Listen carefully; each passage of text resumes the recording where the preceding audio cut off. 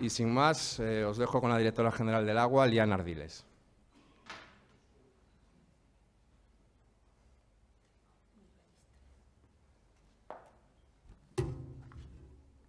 Muy buenos días a todos. Muchísimas gracias por esta invitación. Es un placer para mí estar hoy aquí en representación de nuestro ministerio, en representación de nuestro secretario de Estado, que, como sabéis, no ha podido asistir a este evento por el evento de Varsovia, de la Cumbre de Cambio Climático. Y personalmente, sin duda, un agradecimiento mayor por ser la madrina de la presentación de esta revista. Como directora general del Agua no podría ser mejor oportunidad. Así que gracias por esta iniciativa.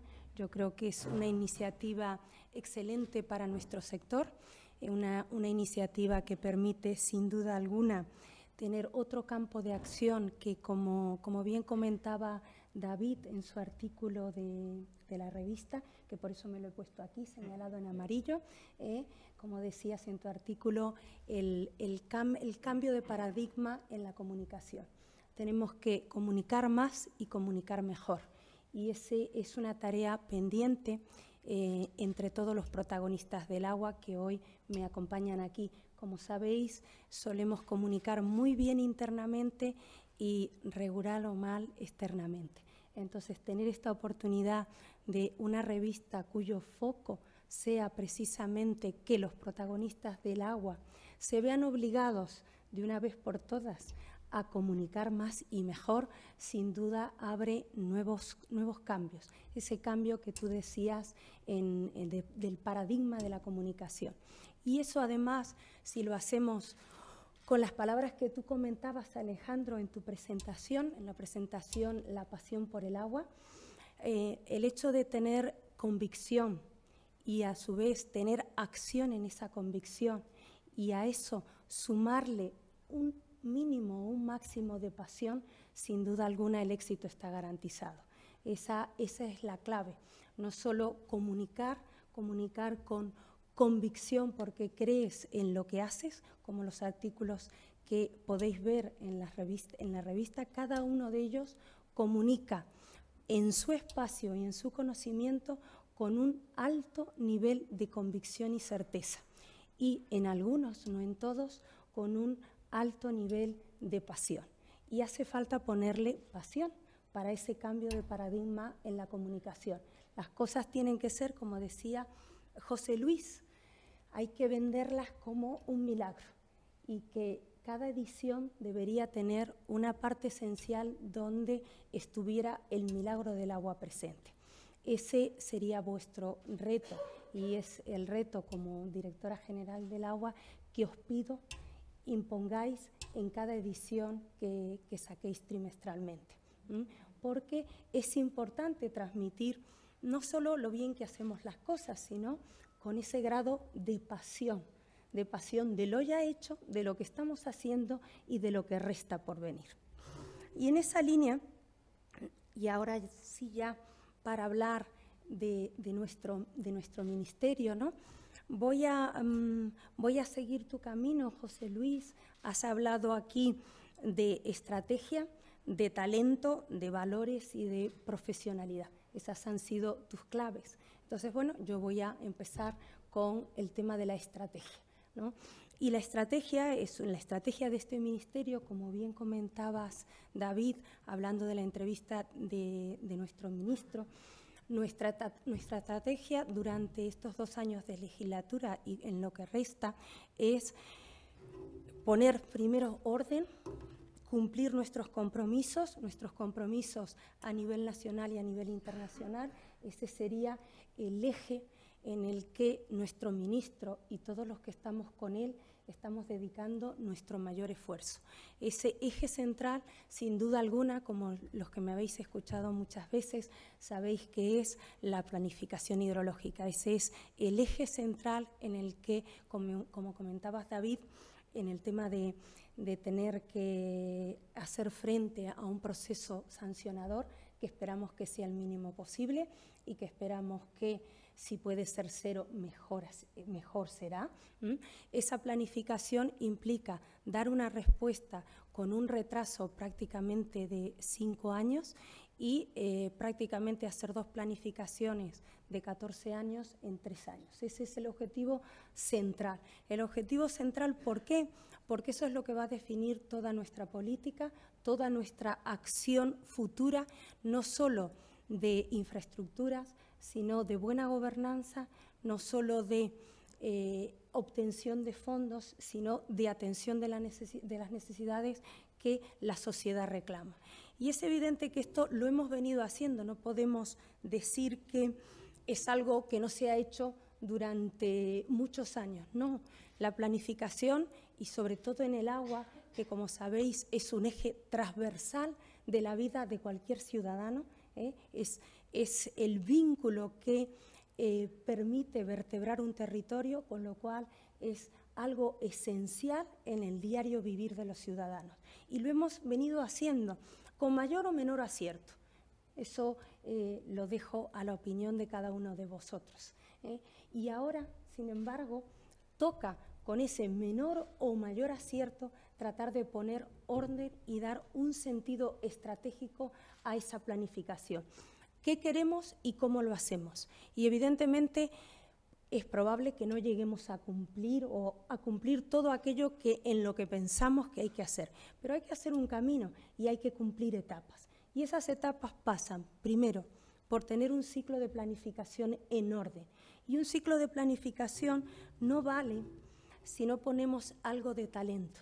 Y el talento de los protagonistas del agua, el talento de los técnicos que han ido elaborando cada uno de esos planes, aquellos que han colaborado desde las distintas administraciones, es claro, porque nuestro mundo del agua, tiene en España un largo recorrido y ha venido acompañado siempre por gente de talento. Y ahora pues toca seguir aplicando ese talento para obtener unos planes que realmente podamos aplicar. No solo ahora, no solo en este instante, no solo en el 2015. Siempre hay que pensar con vistas al futuro, con una planificación a largo plazo, con tareas que tienen que quedar hechas para que los que vengan en los puestos como los que me toca hoy ocupar a mí y antes de mí otros, tengan un camino en el cual les sirva de base para seguir avanzando. Esa es la clave. Y en esa línea hay un cambio de paradigma, un cambio de paradigma en el que no vale hoy por hoy trabajar con los sectores o con las zonas hidrológicamente conocidas de forma individual.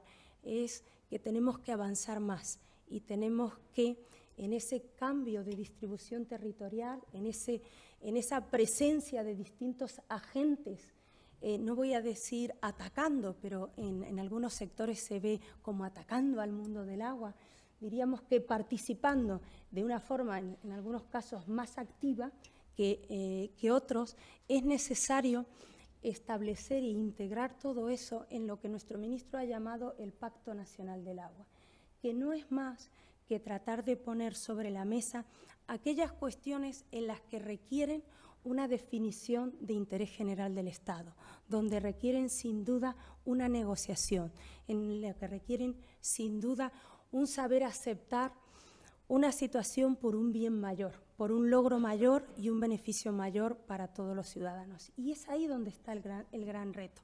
Antes hablábamos de si tenemos que tener el Plan Hidrológico Nacional, y lo que tenemos que tener es, primero, el talento aplicado a los planes. Segundo, los valores a dónde queremos dirigir esa política hidráulica. Y en tercero, la profesionalidad para obtener ese gran pacto, esas grandes decisiones hacia dónde tiene que ir el Plan Hidrológico Nacional. Ahí está nuestro reto. Entonces, como ahí está uno de nuestros grandes retos, es ahí donde el año que viene, donde esperamos obtener suficientes logros en la planificación, donde espero que IAGUA esté y sepa plasmar y divulgar hacia el exterior todo lo que estamos haciendo. Y nuestro siguiente gran reto, sin duda, es el Plan Nacional de Calidad de las Aguas. Me preguntaban en varias ocasiones si el Ministerio va a lanzar un tercer Plan Nacional de Calidad de las Aguas. Y realmente yo creo que no es necesario.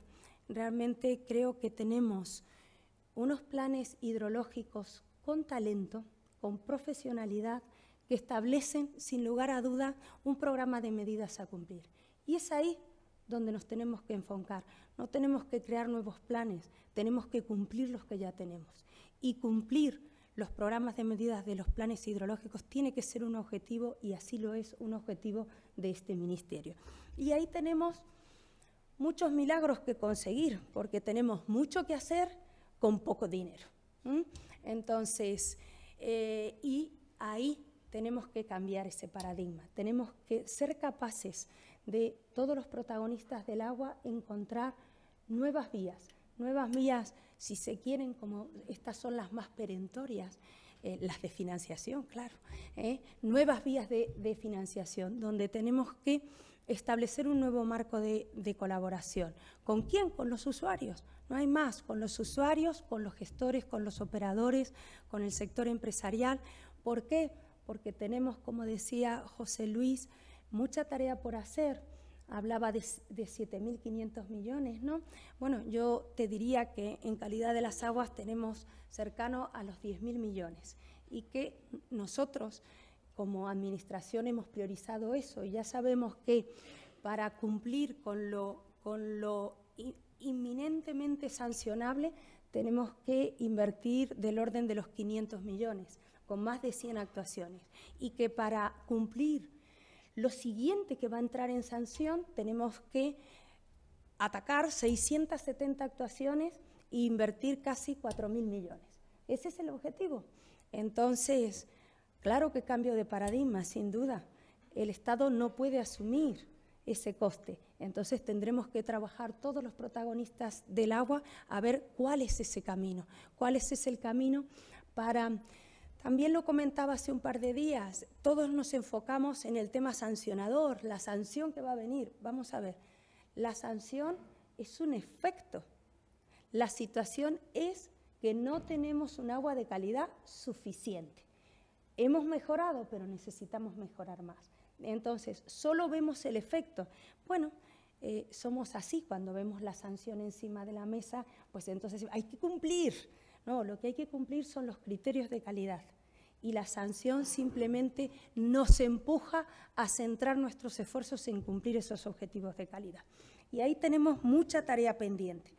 Y mucha tarea pendiente, como decía José Luis, en el sentido de que, ¿vale?, tenemos mucho que hacer y tenemos fondos que conseguir. Y ahí estamos, con tus términos que nos comentabas en inglés. Sí, yo te diría que poniendo los codos para defendernos y obtener más fondos destinados al agua. ¿Por qué? Porque no hemos sabido comunicar. Resulta que de nuestro marco actual futuro de fondos comunitarios no hemos sabido vender el agua como un eje estratégico. Y me cuesta creer que el sector del agua, el sector internacional, ya para no solo centrarlo en el equipo español, no haya sabido transmitir a la Comisión Europea, los distintos países, la importancia del agua como sector estratégico, como base de dinamizar la economía, como base de atender las necesidades de los ciudadanos. Resulta que ahora, como países de la Unión, el agua no forma eje estratégico y, sin embargo, Naciones Unidas defiende ese eje estratégico. Y me pregunto, ¿dónde estábamos cuando tuvimos que negociar ese marco? ¿Dónde estábamos que no hemos sido capaces de incluir la línea del agua dentro de nuestra proyección de futuro? Y podemos quedarnos ahí, en donde estábamos, pero oye, estamos aquí. Y entonces, pues, como ya no estamos cuando nos tocó influir, ahora nos toca pegarnos, y nos toca, pues, buscarnos un hueco. Y bueno, y eso el equipo español lo sabe hacer muy bien. Entonces, sabemos pegarnos por las cosas, más que quizás otros, porque está en nuestra cultura. Entonces, ahora toca esa situación, ¿no? Entonces, os invito a todos los que participáis en distintos foros como protagonistas del agua, que nos echéis una mano, que tenemos que poder tener un hueco en lo que resta por hacer. Y para lo que resta por hacer necesitamos financiación. Y para eso tenemos que meter en agenda internacional como un eje estratégico el agua. Entonces, todo aquello que podamos divulgar, pues también entra. Como veis, convicción y acción suelen ser mis palabras claves. Y lo que os estoy pidiendo a IAGUA con todo esto es que convicción y acción durante el 2014, en todas las líneas que tenemos. Y ya para lo último que me gustaría comentar, en esa idea de nuestro ministro y de nuestro ministerio de poner orden en todo lo que es ese orden en repensar el agua, también sabemos que necesitamos una modernización de nuestra gobernanza. Y una modernización, José Luis comentaba el número de ingenieros y el número de juristas, ¿no? Pero en esa modernización y en ese orden hace falta la parte jurídica, hace falta el refuerzo legal que dé una tranquilidad apoyada en lo que veíamos antes, en ese criterio del talento, valores, profesionalidad. Eso ya lo tenemos. Vamos a ponerlo en servicio en manos de los juristas para que realmente hagamos una modernización de ese sistema de gobernanza. Y como ya sabéis, esa es una línea prioritaria del Gobierno, una línea que va a empezar por el ciclo urbano del agua. Esa decisión ya está tomada por nuestro ministro y es en la que vamos a trabajar en el próximo año. Línea y agua, otra línea más. Yo creo que es una tarea pendiente que debemos avanzar. Y no quiero dejar la última que sin duda ha sido un empeño personal, que es nuestra marca Agua España, en la que desde aquí a muchos de los que hoy estáis presentes os quiero agradecer. Llevamos un año trabajando.